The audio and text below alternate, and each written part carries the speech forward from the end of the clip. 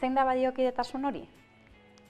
Esango dugu, izakarratu, hemendik ona pasatzeko, izakarratu berdin zeta dela. Beraz, izakarratu, hau da, iza bider iza zeta bada, iza berlau, hau da, iza bider iza bider iza, zer izango da? Zeta karratu, ezta? Bi iza bakoitzagatik zeta bat jartzen dugu. Beraz, zeta bider zeta, zeta karratu. Orduan, badiokidetasun hauek erabilita, ekuazio birkarratu bat ebasteko eman behar dugun lehenengo urratsa, zein izango da? Izakarratua zeta batekin ordezkatzea eta iza berlaua zeta karratu batekin.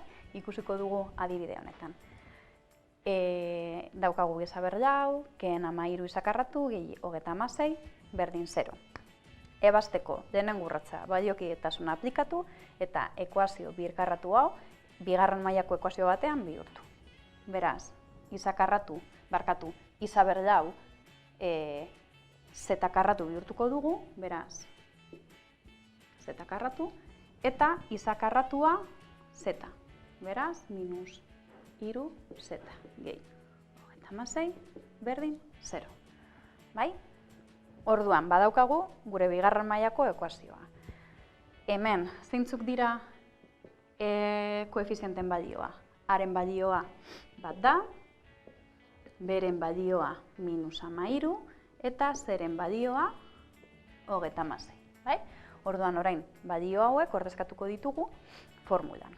Ekuazio honen bi soluzioak, 9 eta 4.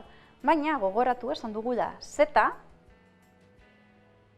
izakarratu dela. Beraz, hartzen badugu zeta berdin 9 hau, eta berriro baliokidetasun hori aplikatzen badugu,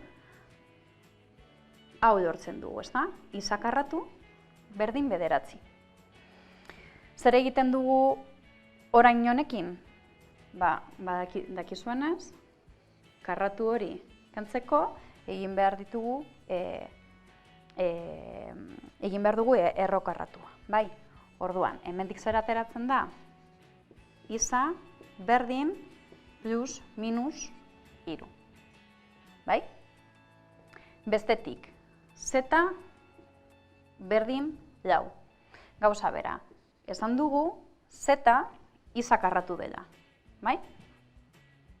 Beraz, izakarratu berdin 4.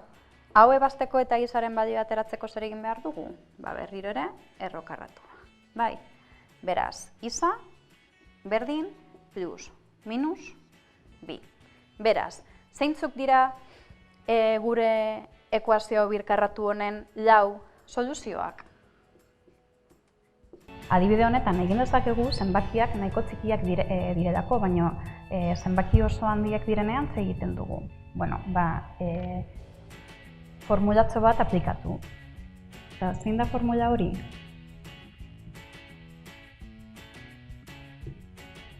Bi berreketen biderketa daukagu hemen, berreketak berrekizun bera dute eta berretzaile ezberdina, Zein da eraiketa honen emaitza? Berrekizun bera eta bi berretzaileen batuketa.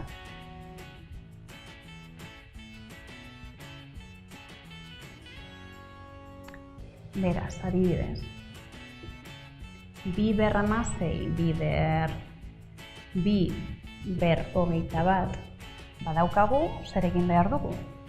Zein da berrekizuna? Bi. Zer jarri behar dugu berretzaile gisa? 16 gehi 21. Hau da, bi ber 36. Zer egiten dugu zenbaki handiagoak ditugunean? Formula aplikatu. Zein izango litzateke kasu honetan formula?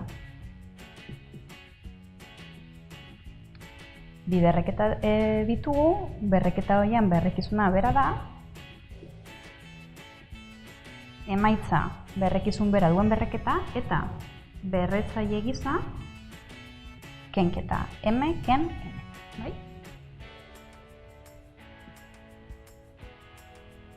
Orduan adibidez. 15 ber 20, zati 15 ber 8. Zer egiten dugu? Berrekizuna dagoen bezala idatzi, 15, bai? Eta berretzaile gisa 20 ken 8. Hau da, 20 ken 8 12, 15 ber 12. Beraz, lehen da bizi plus 6 jarriko dugu. Zerotik eskumara dakigunez. Plus 6. Eta oin, minus bi. Horreko bian esan bezala, negatiboa denez, minus bat dagoenez, eskerretara joan bar gare. Beraz, 6an jarriko gare, eta bi zenbaki joango gare eskerretara. Beraz, plus 5 eta plus 4 izango itzateke erabiltzuna. Bar plus 3, minus 3. M ongen ginateke, eta eskerretara 3 zenbaki. Bat, bi, 3. 0 izango itzateke erantzuna. Bat, bi, 3. 0a. Julenek 100 euro ditu.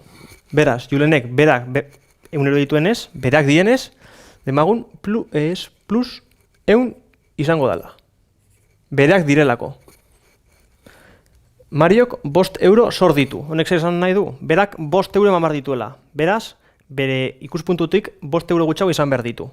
Beraz, minus 5. Zazpigarren solairuan bizigarren. Beraz, esan dakoa, 0 oinarri hartuta eta parkina minusa izan da, zazpigarrena positibo izango da. Beraz, zazpigarren plus zazpigarren pisua. Kalean 18 daude. Oin demagun, oin gabean gutxi gora bera temperatura dau. Beraz, udan gaudenez plus 18 grado centigrado. Eta azkenik, zuzenetan gaudenean lanean, zuzenen dauden puntuei maiuskulekin erabiltzen dira. A, B, C, C euskeraz normalan ez, baina batzuetan ni ikusi izan dut. Eta zuzenak izenei jartzeko minuskulekin erabiltzen da. R, S, T dira erabilienak. Ikurrau esan nahi duena bi zuzen elkartutak direla. Hau da, 80 gradu daudela beraien artean. Hauek ez dira sekulan beraien artean moztuko, beraiek artean paraleloak direnez. Eta paraleloak direla jakiteko, hau marrazketa teknikoa da, holan adierazten dugu. Hauek beraien artean paraleloak dira, holan adierazten da. Normalean alfa izkiarekin adierazita, bai positiboak edo negatiboak esan daitezke. Normalean zirkulo bat izango bagenu, hemen 0a izango genuke, 0an gelua. Eta zentzu eskerretara baldin badoie, positiboa izango litzateke. Adibidez, hau alfa positiboa da. Baino, beste kaldera joango balitz, adibidez, holan, hemen alfa, negatiboa izango litzateke. Oin, angelu